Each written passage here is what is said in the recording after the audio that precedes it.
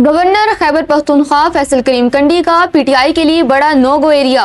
इमरान खान को सजा पूरी भुगतना होगी, मुज़ाकरात होंगे मगर रिहाई ज़ेर बहस नहीं आएगी। पीटीआई में इम्पोर्टेड लीडर्स की एंट्री और महमूद अचकज़ई की सियासी एक्सपायरी पर गवर्नर के चुभते हुए सवालात। क्या पीटीआई और हुकूमत के दरमियान मुज़ाकरात शुरू होने से पहले ही खत्म हो गए? जानिए इस रिपोर्ट में। नाज़रीन, गवर्नर खैबर पख्तूनख्वा फैसल करीम कंडी ने बानी पीटीआई की रिहाई और मुमकिन मुज़ाकरात के हवाले से इंतहाई सख्त मौक़िफ़ अपना लिया है।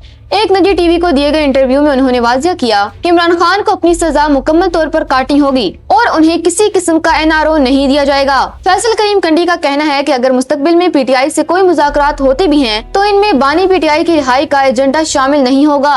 उन्होंने इंकशाफ किया कि वफाकी हुकूमत ने अब तक मुज़ाकरात के मामले पर पीपल्स पार्टी से कोई राब्ता नहीं किया और अगर सूरत हाल संजीदा होती तो बिलावल भुट्टो जरदारी खुद इस बयान पर बयान देते। गवर्नर केपी ने पीटीआई को नाकाबिल एतबार करार देते हुए कहा कि माजी में भी इस जमात ने मुज़ाकराती अमल को सबूताज किया। उन्होंने 9 मई के वाक़यात का हवाला देते हुए कहा कि इत्तेहादी हुकूमत ने पीटीआई को मेज पर बिठाने की कोशिश की थी, लेकिन जवाब में जो हुआ वो सबके सामने है। उनका कहना था कि पीटीआई ने एक शख्स की खातिर पूरे सूबे को तबाह कर दिया है। फैसल करीम कंडी ने पीटीआई की अंदरूनी सियासत पर तंज करते हुए कहा कि अब पार्टी में इम्पोर्टेड लीडर्स पर काम शुरू हो चुका है। उन्होंने महमूद खान अचकज़ई और अलामा नासिर अब्बास का नाम लेते हुए सवाल उठाया कि खुद पीटीआई को नहीं मालूम कि इन लीडर्स की सियासी एक्सपायरी डेट क्या है। गवर्नर ने मजीद कहा कि पीटीआई में एक दूसरे पर एतमाद की कमी है और उन्हें ये तय करना होगा कि असल इख्तियार किसके पास है। नाज़रीन, फैसल करीम कंडी ने पीटीआई के दोहरे मेयार पर भी तनकीद की कि एक तरफ मुज़ाकरात की बात होती है और दूसरी तरफ इस्लामाबाद पर चढ़ाए के इश्तियाल अंगेज बयानात सामने आते हैं।